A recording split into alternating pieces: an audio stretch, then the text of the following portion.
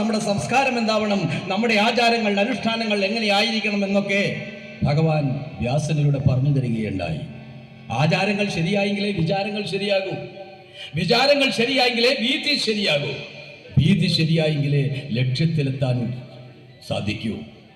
അതിനായി 18 പുരാണങ്ങളും 108 ഉപനിഷത്തുകളും 2000-ഓളം മറ്റു ഉപഗ്രന്ഥങ്ങളും നമുക്ക് നൽകിയ മഹാജ്ഞാനിക്ക്, ആ മഹാഗുരുവിന്, ആ മഹാതപസ്സിക്ക് ഒരു ക്ഷേത്രം പോലും നമ്മൾ ആരും പണിത് നൽകിയില്ല.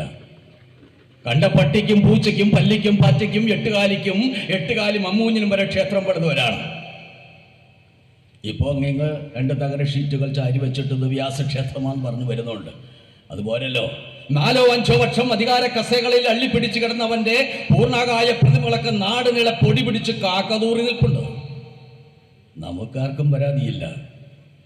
വെറുമൊരു കൗപീനം മാത്രം എടുത്ത് താടിയും മുടിയും നീട്ടി ഏതോ മലമുകളിൽ ഏതോ കുഗ്വരങ്ങളിൽ ഇരുന്നു കൊണ്ട് ഈ ലോകത്തിന്റെ ചലനങ്ങളെ നോക്കിക്കണ്ട് ഗതിവിഗതികളെ മനസ്സിലാക്കി ഒരു പനയോല കീറിനുള്ളിൽ കുറിച്ചു തന്ന ആ മഹാപുരുഷാർത്ഥങ്ങൾ ഇന്നാർക്ക് വേണം? വലിച്ചെറിയരുതോ ആ പഴഞ്ചൻ തത്വശാസ്ത്രങ്ങൾ? നമുക്ക് കാമാർത്ഥങ്ങൾ തേടിപ്പോകരുതോ? എങ്ങനെയും പണമുണ്ടാക്കണം. പണം എങ്ങനെ ഉണ്ടാക്കിയാലും മാനക്കേടുന്ന പണം തീർക്കുമെന്നാണ്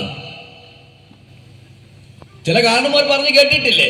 നീ നിന്റെ കാര്യം നോക്കടാ മക്കളെ, എനിക്ക് ജീവിക്കണം, എനിക്ക് രക്ഷിക്കണം, എന്റെ കാര്യം എനിക്ക് നോക്കണമെന്നാണ്. പണം എങ്ങനെ ഉണ്ടാക്കിയാലും മാനക്കേട പണം തീർക്കുമത്രേ. അതുകൊണ്ട് നമ്മുടെ സ്ത്രീകളും മാറുന്നു. തെറ്റുപറയല്ല കേട്ടോ. അതോടെ അവിടെ ചിന്തകളും കാഴ്ചപ്പാടുകളും മാറി. അങ്ങനെ ഭാരത സ്ത്രീയുടെ ഭാവശുദ്ധി ഭാരതം കടന്നു. ഒരു ജാതി, ഒരു മതം, ഒരു ദൈവം, മനുഷ്യന്.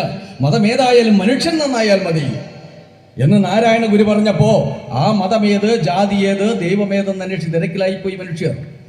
ഇതിനിടെ മതം പറഞ്ഞ് മതമിളകി മനുഷ്യ ബോംബുകൾ സൃഷ്ടിക്കുന്നവർ. സ്വയം നശിക്കാൻ നമ്മൾ തയ്യാറെടുത്ത് കഴിഞ്ഞു. നീ വലിയ പോരാണോ ഒന്നും പറയണ്ടെന്നാണ് ഇപ്പൊ ചിലരുടെയൊക്കെ മനസ്സിലുണ്ടെന്ന് എനിക്കറിയാം. എങ്കിലും പറയട്ടെ, യാദവ കുലത്തെ നശിപ്പിക്കുവാൻ പുറത്തുനിന്ന് ഒരു ശക്തിക്കും കഴിയില്ലമ്മേ. അതുകൊണ്ട് അമ്മയുടെ ശാപം എന്റെ കുലത്തിന്റെ നാശത്തിനൊരു അനുഗ്രഹമായി തീരട്ടെ എന്ന് ഭഗവാൻ ശ്രീകൃഷ്ണൻ ഗാന്ധാരി ദേവിയോട് പറഞ്ഞതുപോലെ സ്വയം നശിക്കാൻ നമ്മൾ തയ്യാറെടുത്ത് കഴിഞ്ഞു. അപ്പൊ പിന്നെ ഞാൻ ഈ മേൽ പറഞ്ഞ പുരുഷാർത്ഥങ്ങൾക്ക് എന്ത് പ്രശസ്തിയാണുള്ളത്? വേദശാസ്ത്രങ്ങൾ ചൊല്ലി തന്നു പഴമക്കാർ, ജപവും തപവുമായി കാടു കയറിയ താടിക്കാർ. വേദശാസ്ത്രങ്ങൾ ചൊല്ലി തന്നു പഴമക്കാർ, ജപവും തപവുമായി കാടു കയറിയ താടിക്കാർ. ചാതുർണ്യം മനുഷ്യ സൃഷ്ടിയല്ലേ, ചാതി ചിന്തകൾ വ്യർത്ഥ ചിന്തയല്ലേ. മനുഷ്യ സൃഷ്ടിയല്ലേ, ജാതി ചിന്തകൾ വ്യർത്ഥ ചിന്തയല്ലേ. നമ്മൾ സാക്ഷരല്ലേ, നമ്മൾ സാക്ഷരല്ലേ, നമ്മൾ സാക്ഷരല്ലേ, നമ്മൾ സാക്ഷരല്ലേ. അതെ, നമ്മൾ സാക്ഷരരാണ്, അറിവുള്ളവരാണ്, ജ്ഞാനികളാണ്. ഈ കലിയുഗത്തെ മനസ്സിലാക്കാതെ പോയ മനുഷ്യൻ മാനം വിറ്റു നടന്നു ചിലർ മാനത്തമ്പിളി നേടാൻ. മാനം വിറ്റു നടന്നു ചിലർ മാനത്തമ്പിളി നേടാൻ.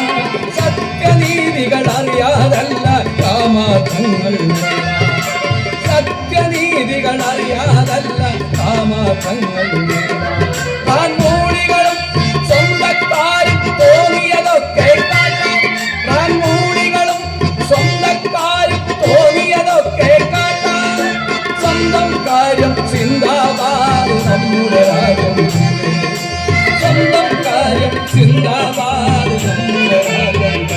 നമ്മൾ സാക്ഷരരല്ലേ, നമ്മൾ സാക്ഷരരല്ലേ, നമ്മൾ സാക്ഷരരല്ലേ, നമ്മൾ സാക്ഷരരല്ലേ. തീർച്ചയായും നമ്മൾ മലയാളികൾ സാക്ഷരരാണ്, അറിവുള്ളവരാണ്. ഈ അറിവിൻ്റെ മഹാസദസ്സിന് മുന്നിൽ നിന്നുകൊണ്ട് ഈ എളിയവൻ ഒരു ചെറിയ കഥ പറയുകയാണ്. മഹാഭാരതവും വ്യാഘഭാരതവും സമന്വയിപ്പിച്ച് ഈ കലിയുഗ ചിന്തകളിലൂടെ കലിയുഗ ഭാവനകളിലൂടെ ഒരു ചെറിയൊരു കഥ അവതരിപ്പിക്കുകയാണ്. കേൾക്കുമോ നിങ്ങൾ? അവസാന ഭാഗം വരെ. ഞാൻ ഭീമപുത്രൻ, ക്ഷത്രിയ വീരനോ രാക്ഷസനാരിയിൽ കാട്ടിപ്പിറന്നോ വീരപുത്രൻ, യുദ്ധക്കളത്തിൽ കൊടുങ്കാറ്റടുപ്പിച്ചു മൃത്യുവിൻ തേരിൽ പറന്നു മറ്റൊരായിരം രാക്ഷസ സേനകൾ കൂട്ടമായി കളത്തിലെത്തി.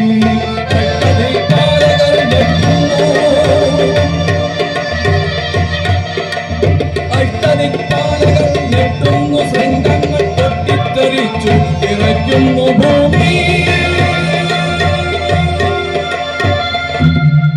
ഞാൻ ഭീമപുത്രൻ.